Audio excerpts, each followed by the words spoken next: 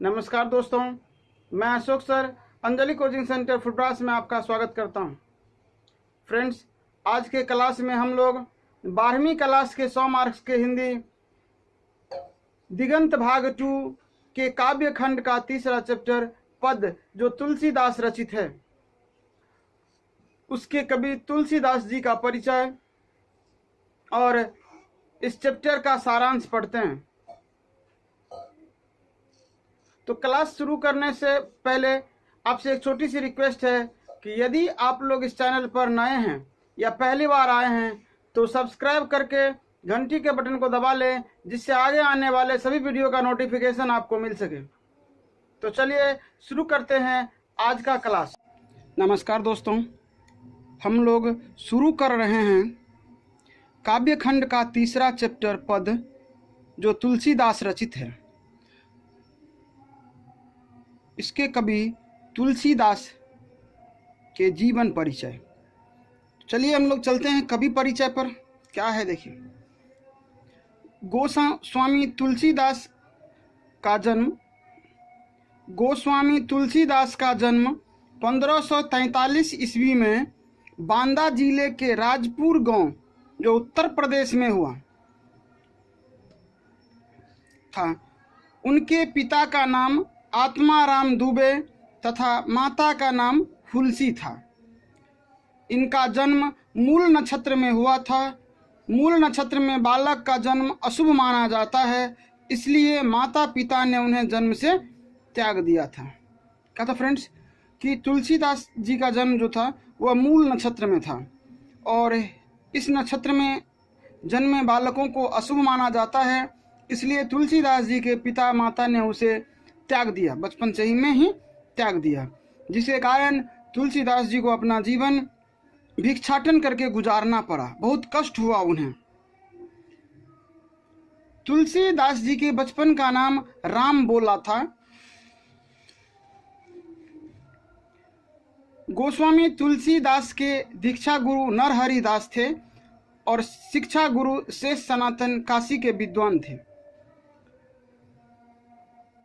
तुलसीदास जी को बचपन में भिक्षाटन कर जीवन व्यतीत करना पड़ा।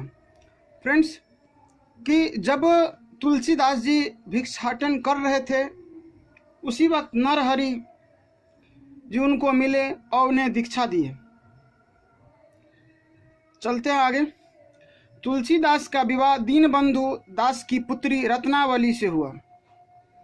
किससे हुआ था कि तुलसीदास का विवाह दीनबंधु दास की पुत्री रत्नावली से हुआ था। तो फ्रेंड्स, अगर आपको क्वेश्चन पूछा जाए कि तुलसीदास की पत्नी का क्या नाम था, तो यहाँ पर होगा रत्नावली। पत्नी के प्रति अत्यधिक आसक्ति लगाव होने के कारण एक बार वे पत्नी के मायके जाने पर उसके पीछे पीछे अपने ससुराल जा पहुंचे थे।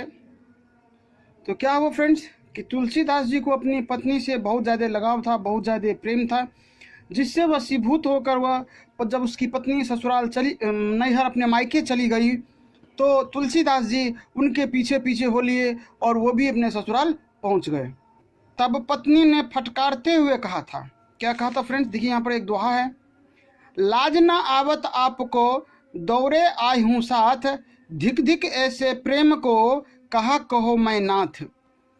अस्थि चर्म माय देह मम, तामय ऐसी प्रीति, ऐसे जो श्री राम में होती न भवभीति। अर्थात हे नाथ, आपको मेरे पीछे आने में लाज नहीं आई? ऐसे प्रेम को धिक्कार है।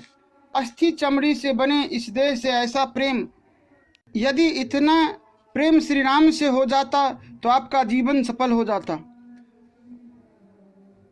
क्या हुआ फ्रेंड्स कि जब रत्नावली अपने मायके चली गई तो तुलसीदास जी भी उनके पीछे हो लिए और ससुराल पहुंच गए।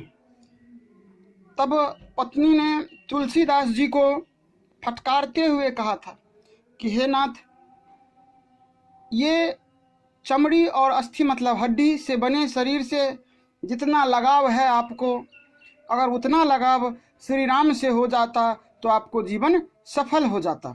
ये उनके पत्नी रत्नावली ने कही थी।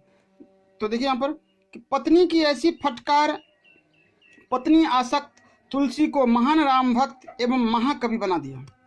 जब रत्नावली जो तुलसीदास जी की पत्नी है, उसने जब उसे फटकारते हुए ऐसे शब्दों से उन्हें कहा, तो तुलसीदास जी को बहुत ही आघात हुआ और वह वहाँ से निकल पड़े और राम भक्ति में लीन हो गए, जिसके कारण वह राम भक्त एवं महान कवि बन गए।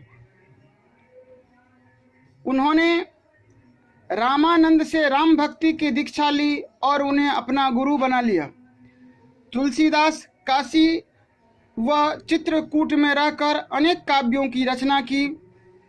सन 1623 ईस्वी संवत 1680 में श्रावण शुक्ल पक्ष के सप्तमी तिथि को तुलसीदास ने 80 घाट पर प्राण त्यागे थे। तो फ्रेंड्स, जब वे पत्नी के फटकार से वहाँ से निकले तो काशी आकर रामानंद जी से राम भक्ति की दीक्षा ली और उन्हें गुरु बना लिया और चित्रकूट और काशी में रहकर अपने काव्यों की रचना की। सन 1623 ईस्वी में श्रावण शुक्ल पक्ष के सप्तमी तिथि को तुलसीदास ने 80 घाट पर प्राण त्याग दिए। तो ये था उनके जीवन का कुछ परिचय। साथ ही इनमें से ढेर सारा ऑब्जेक्टिव क्वेश्चन भी आपको बन सकता है, तो आप उन्हें ढूंढ के निकालेंगे। वैसे हम आपको अगले पार्ट में भावार्थ और उसके अगले पार्ट में आपको ऑब्जेक्टिव क्वेश्चन भी बताएंगे। तो चलते हैं, अभी तुलसीदास जी की जितनी रचनाएं हैं उसके बारे में हम लोग चर्चा कर लेते हैं। तो फ्रेंड्स, रचना पर तुलसीदास द्वारा रचित ग्रंथों की संख्या 40 तक बताई जाती है, परंतु अभी तक केवल 12 रचनाएं ही प्रमाणित सिद्ध हो सकी है। तो फ्रेंड्स, क्या है कि तुलसीदास जी द्वारा बताया जाता है कि अभी तक 40 रचना उन्होंने किए थे, परंतु जो प्रमाणित है वह अभी भी 12 ग्रंथ ही है, जो इस प्रकार है। पहला हमारा रामचरितमानस, दूसरा रामलला न छू, तीसरा रामाज्ञा प्रश्न, चौथा बरवे रामायण, पांचवा वैराग्य संदीपनी, छठा जानकी मंगल, सातवां पार्वती मंगल, आठवां दोहावली, नौवां गीतावली, 10वां श्री कृष्ण गीतावली, 11वां कवितावली और 12 विनय पत्रिका। 12 क्या है? विनय पत्रिका। फ्रेंड्स, क्या है कि जो ये 7 है, ऊपर के 7, ये अवधी भाषा में रचित है। तुलसीदास ने इसे अवध भाषा में रचित है और नीचे के जो 5 है वह उन्होंने ब्रज भाषा में रचित है। तो फ्रेंड्स, ये आप जान गए होंगे कि भाषा 2 प्रकार के तुलसीदास जी जानते थे, अवधी और ब्रज भाषा। फ्रेंड्स, इसमें से एक कुछ क्वेश्चन और बनते हैं कि हनुमान जी के भक्ति में भी उन्होंने कुछ रचना की थी, जो यहाँ पर देखिए नोट में हमने डाला है कि ब्रज भाषा में एक और रचना हनुमान बाहुक है, जिसे कई विद्वान कवितावली का ही भाग मानते हैं।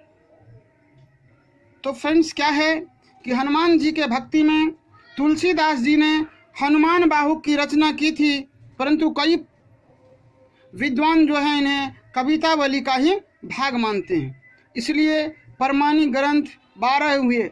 वैसे हनुमान बाहुक को जोड़कर 13 हो जाता है, लेकिन प्रमाणित 12 ही है। तो चलते हैं फ्रेंड्स, इससे आगे हम लोग।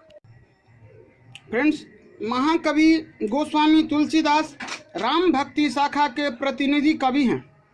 महाकवि ने रामचरितमानस की रचना आरंभ की संवत 1631 में, अर्थात 1574 ईस्वी में। इसकी रचना में 2 वर्ष 7 माह का समय लगा था। तो फ्रेंड्स, ये हो गई महाकवि गोस्वामी तुलसीदास जी के जीवन परिचय और उसके रचना के बारे में। तो उसकी रचना में जो सबसे प्रमुख है वह है रामचरितमानस, जो विश्व प्रसिद्ध काव्य ग्रंथ कहलाए। फ्रेंड्स, आगे बढ़ते हुए हम लोग इस पद कविता का सारांश पढ़ते हैं, जो यहाँ है हमारे पाठ्य पुस्तक दिगंत भाग 2 में प्रस्तुत दोनों पदों में तुलसीदास की अपने आराध्य भगवान श्री राम के प्रति अटूट आस्था प्रकट हुई। फ्रेंड्स, जो हमारा चैप्टर 3 था उसमें जो पद दिए गए उसमें 2 पद हैं और तुलसीदास ने दोनों पदों में अपने आप को राम भक्त बताते हैं, अर्थात बताते हैं कि वे श्री राम के अनन्य भक्त हैं और उनसे उनका अटूट संबंध है, अटूट आस्था है। तो फ्रेंड्स, प्रथम पद में महाकवि द्वारा कहा गया है कि प्रथम पद महाकवि द्वारा रचित विनय पत्रिका के सीता स्तुति खंड से ली गई है। कवि ने राम, लक्ष्मण, भरत, शत्रुघ्न आदि की विधि पूर्वक स्तुति करने के बाद सीता माता की स्तुति की है। प्रथम पद में कवि ने बताया है कि उन्होंने राम, लखन, भरत, शत्रुघ्न की पहले विधि पूर्वक स्तुति की और फिर सीता माता की स्तुति की। फ्रेंड्स, जो यह प्रथम पद है वह विनय पत्रिका से ली गई है। तो विनय पत्रिका ब्रज भाषा में तुलसीदास द्वारा रचित थी। कवि ने सीता को मां कहकर संबोधित करते हुए अपनी भक्ति और श्री राम के बीच का माध्यम बनने का विनम्र अनुरोध किया। क्या फ्रेंड्स, कि कवि ने कहा कि सीता को कि हे माता, आप मेरे भक्ति और प्रभु श्री राम के बीच का माध्यम बन जाए, अर्थात आप प्रभु श्री राम को बताएं कि मैं उसका किस प्रकार का भक्त हूं और कितना अटूट संबंध है मुझे उनकी भक्ति से, जिससे उनके आराध्य श्री राम उनकी भक्ति से प्रभावित होकर उसका भवसागर से उद्धार कर दें। फ्रेंड्स, इतना उन्होंने प्रथम पद में कहा था। द्वितीय पद में कवि ने श्री राम के प्रति अटूट विश्वास प्रकट करते हुए उनसे अपनी दीनहीन अवस्था का वर्णन किया है। वह अपने आराध्य देव से अत्यंत विनम्रता पूर्वक उनकी अनुकंपा का एक टुकड़ा अर्थात अंश पाने की आकांक्षा से भीख मांग रहा है। क्या होता फ्रेंड्स कि तुलसीदास जी श्री राम से अपनी भक्ति के कारण उनसे विनम्रता पूर्वक उनकी अनुकंपा अर्थात उनके भक्ति का एक अंश चाहता है, भक्ति के परिणाम स्वरूप उससे एक अंश चाहता है और उसका वह उनसे भीख मांग रहे हैं कि उन्हें भवसागर से पार लगा दें। वह अपने प्रभु की भक्ति सुधा से अपना पेट भर लेना चाहते हैं और वे चाहते हैं कि मैं उन्हीं की भक्ति में रमा रहूं।